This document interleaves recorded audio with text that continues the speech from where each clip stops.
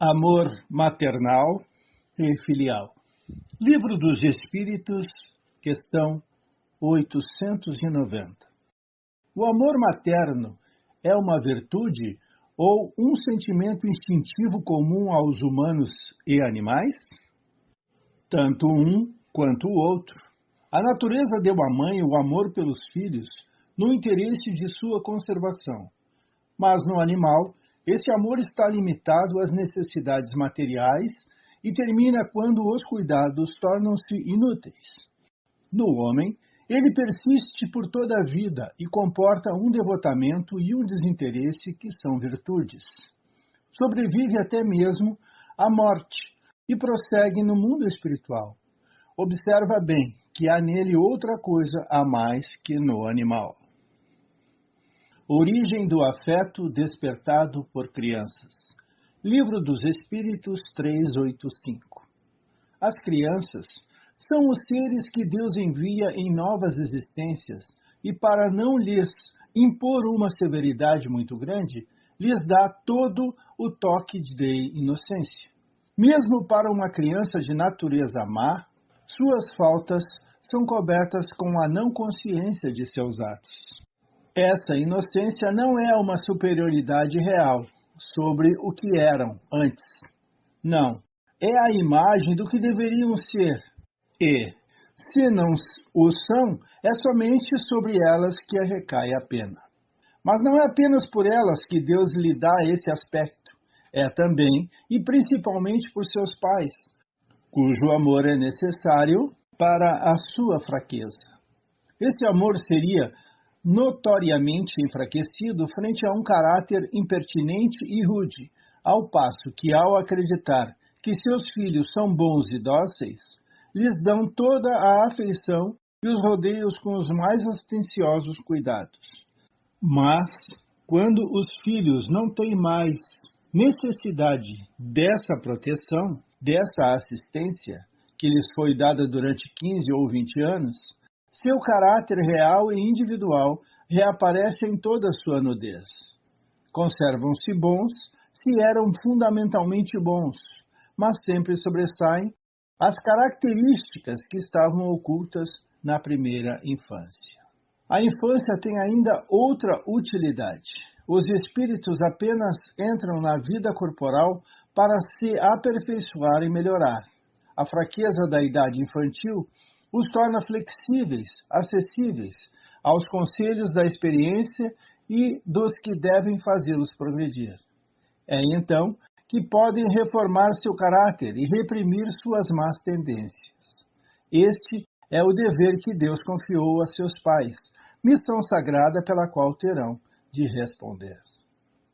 Livro dos Espíritos 891.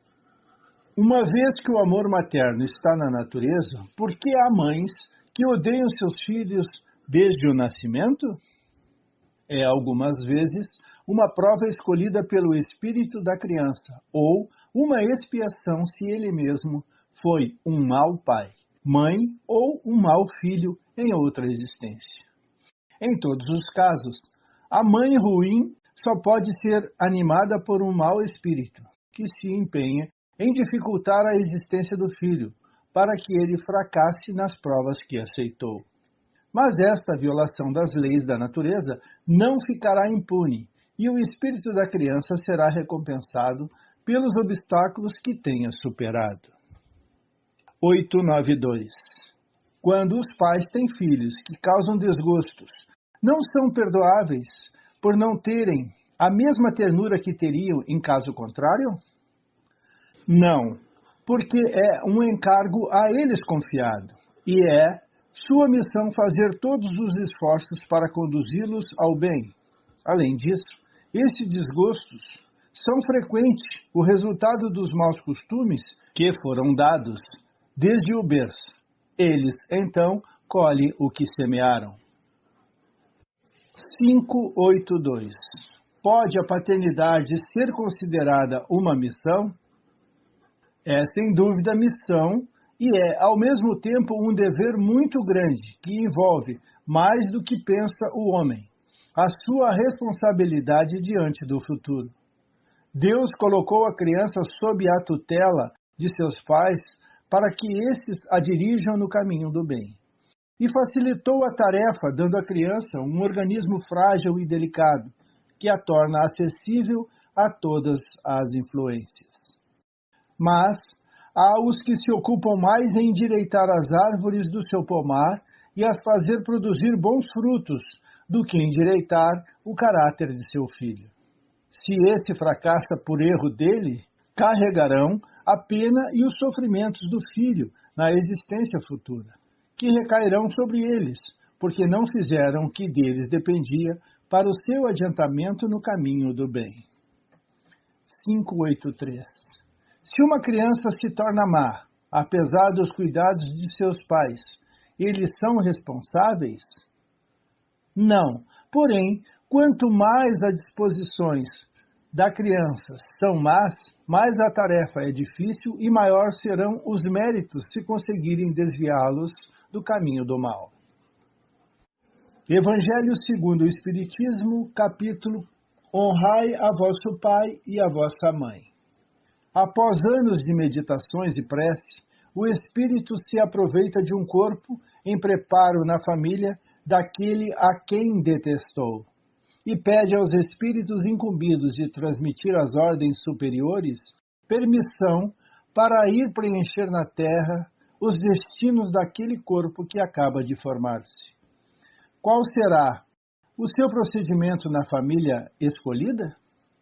Dependerá da sua maior ou menor persistência nas boas resoluções que tomou.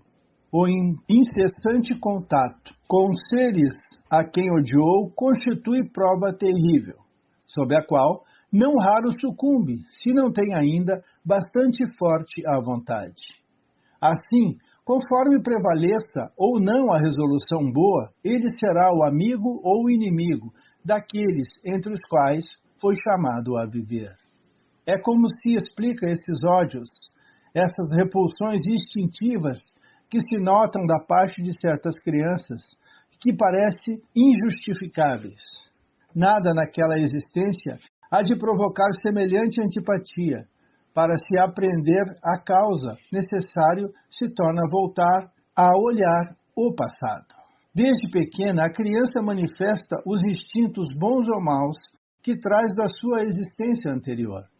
A estudá-los, devem os pais aplicar-se. Todos os males se originam do egoísmo e do orgulho. Espreitem os pais os menores indícios reveladores dos germes e tais vícios e cuidem de combatê-los, sem esperar que lancem raízes profundas. Faça como o bom jardineiro, que corta os rebentos defeituosos à medida que os vê apontar na árvore. Do livro Palavras de Vida Eterna, de Emmanuel, capítulo Testemunho Doméstico. É que, entre os nossos parentes, estão particularmente os laços de existências passadas, muitos deles reclamando reajuste e limpeza.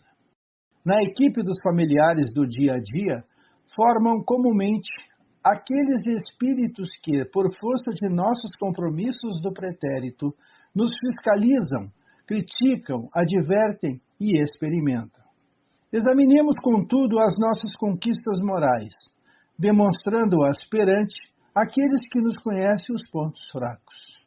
Não nos iludamos, façamos o bem a todos, mas provemos a nós mesmos se já somos bons fazendo o bem, apesar de todos os embaraços, diante daqueles que diariamente nos acompanham a vida, policiando o nosso comportamento entre o bem e o mal. Vamos ficar por aqui, agradecidos e pedindo sempre: Jesus esteja conosco.